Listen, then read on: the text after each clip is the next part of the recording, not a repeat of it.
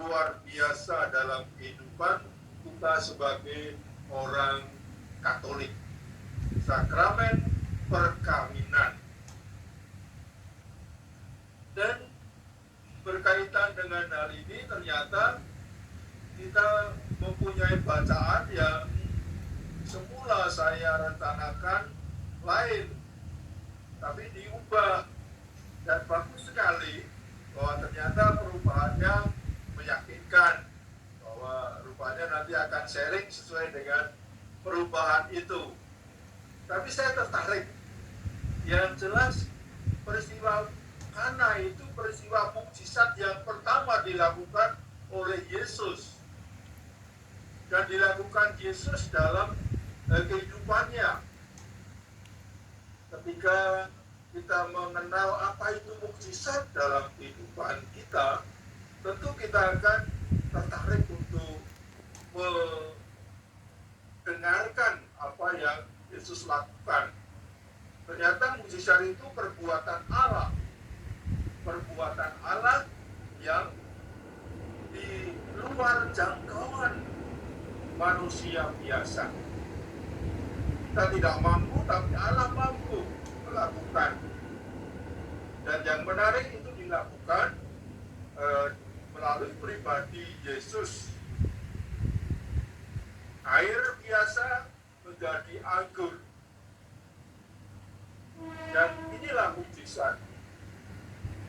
Air biasa menjadi anggur. Anggur saja, anggur yang paling enak, yang dirasakan oleh orang-orang tamu-tamu pada waktu itu. Yang kedua, yang jelas, pengantin dan keluarganya tidak malu karena kehabisan anggur.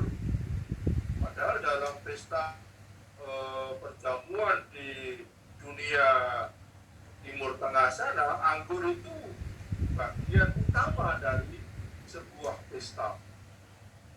Tidak boleh tidak ada anggur. Ini yang saya kira penting. Dan Yesus ketika diminta oleh Maria yang prihatin terhadap kenyataan keluarga yang kehabisan anggur itu, ternyata Yesus memberi jawaban. Jawabannya, belum saatnya Ibu. Tapi lalu Ibu Maria ya dengan kepercayaan saja, pokoknya dikumpulkan ada 6 tempayan diisi air, dan ternyata Yesus mendengar kemendesakan ini, merasakan situasi yang mendesak ini, lalu diubah air itu menjadi anggur yang sangat enak. Mukjizat dalam kehidupan. Mungkin bukan hanya dalam hidup perkawinan saja ada mukjizat, dan juga dalam kehidupan kita pribadi ada mukjizat. Dalam hidup perkawinan jelas mukjizat itu terjadi. Kalau seorang pria dan seorang wanita bersatu dan lahirlah anak, itu bukan karya manusia, bukan jasa kita, tapi karena Allah memberi kehidupan, karena Allah berkenan yang pasangan suami istri. Dan banyak orang yang hidup perkawinan juga tidak dikarunia anak. Tapi yang jelas mukjizat ini terjadi juga dalam pasangan suami istri Eka Melati.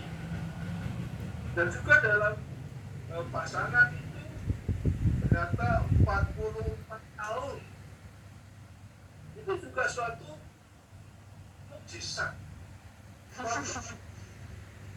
Kalau tidak ada campur tangan Allah, tidak mungkin kita bertahan dalam kasih itu. Suatu yang merupakan karunia Tuhan, perbuatan Allah, dan ini perkara Allah. Dan sebenarnya dalam bacaan yang kita dengar bahwa kasih itu ternyata luar Kasih itu tidak bisa, orang yang mempunyai kasih tidak terlepas dengan harapan. Orang yang mempunyai kasih tidak bisa terlepas dari imannya. Tiga kesatuan yang tidak terpisahkan dalam kehidupan kita.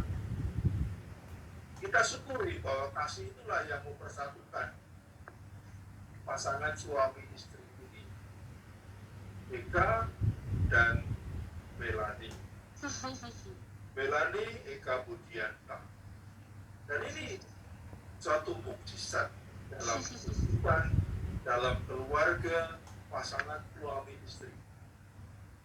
Dan anak-anak serta cucu, saya kira merasakan karunia Tuhan dalam pasangan suami istri ini. Kalau zaman dulu memang kehidupan kita itu kehidupan macam Adam, itu sampai 930 tahun usianya. Berarti berapa abad ya? 10 abad, hebat sekali. Tapi kita kan 70 tahun, 80 tahun bila tua. Nah ini, ya kita bersyukur atas rahmat Pak Eka Budianta dan Ibu Melani. Dan tentu hal inilah, kalau tidak ada campur tangan Allah, itu sangat tidak mungkin. Lalu saya mau kaitkan dengan bacaan yang sebenarnya saya sudah renungkan sejak beberapa hari ini, bahwa ternyata dalam bacaan yang sebelum diganti ini, memang Tuhan itu mempunyai anugerah yang kita sebut perkara Allah dan perkara dunia. Perkara Tuhan dan perkara dunia. Seorang yang tidak berkeluarga, memang dia memperhatikan perkara Tuhan. Hidupnya untuk menyenangkan Tuhan. Tapi orang yang bersuami, dia memperhatikan perkara dunia. Hidupnya untuk kepentingan sang suami. Dan seorang yang beristri juga demikian, dia memperhatikan perkara dunia. Hidupnya untuk kepentingan, kegembiraan, dan sukacita istrinya. Kita kenal Pak Budianta itu siapa. Kita kenal Bu Melani itu siapa. Ternyata saya membaca berbagai riwayat hidupnya, ternyata Pak Budianta itu seorang penulis yang terkenal. Kalau dilihat, ada berapa tulisan yang malah ada yang terkagum-kagum ketika berjumpa di rumah Pak Sandi. Itu Pak Sandi sendiri ya bercerita, Pak Eka Budianta itu seorang penulis Romo, penulis hebat. Di Kompas, di Tempo, di berbagai, saya belum pernah lihat di Kompas, tapi saya lihat di Trubus. Ternyata di berbagai majalah ada tulisan-tulisan beliau. Dan juga menarik bahwa inilah pelayanan dunia. Tapi pelayanan dunia yang mempunyai arti luar biasa. Dan itu juga suatu ibadah dalam kehidupan. Lalu Bu Melani sebagai seorang akademikus yang luar biasa, menjadi guru besar di UI. Dan itu suatu bentuk juga memuliakan Tuhan, dengan dan tentu saja kita perlu lebih sering lagi bagaimana pasangan suami istri itu saling menggembirakan satu sama lain, saling mengasihi satu sama lain, Ya, kasih itu lalu menjadi kekuatan, menjadi sumber yang luar biasa untuk memuliakan Tuhan. Dan kasih itu akan menyelamatkan kehidupan kita, menyelamatkan jiwa kita, menyelamatkan raga kita. Nah, ini saya kira penting untuk kita renungkan di saat ini, bahwa memperhatikan perkara dunia itu bagian penting untuk ibadah pada Tuhan. Kalau orang bisa menyenangkan suaminya, dia ibadah pada Tuhan. Seorang ibu menyenangkan suaminya, dia ibadah pada Tuhan. Dan itu suatu ibadah tersendiri, dan saya kira di dalam kehidupan kita berarti memuliakan Tuhan dalam kehidupan pasangan suami istri yang seperti itu. Perusian Pak Eka Pujianta dan Ibu Bella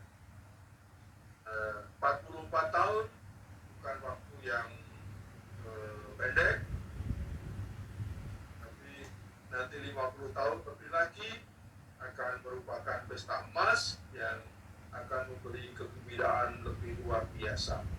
Dan Ibu Yayu tentu karunia kehidupan yang sungguh-sungguh luar biasa Tuhan berikan kepada Ibu. Semoga perayaan ini Ibu mengalami juga sukacita dan kegembiraan, umur panjang, murah rezeki, dan akhirnya juga bisa menggembirakan sang suami, dan sang suami juga akan sebaliknya menggembirakan Anda pribadi dan keluarga. Nah, saya sekarang mau nagih janji dari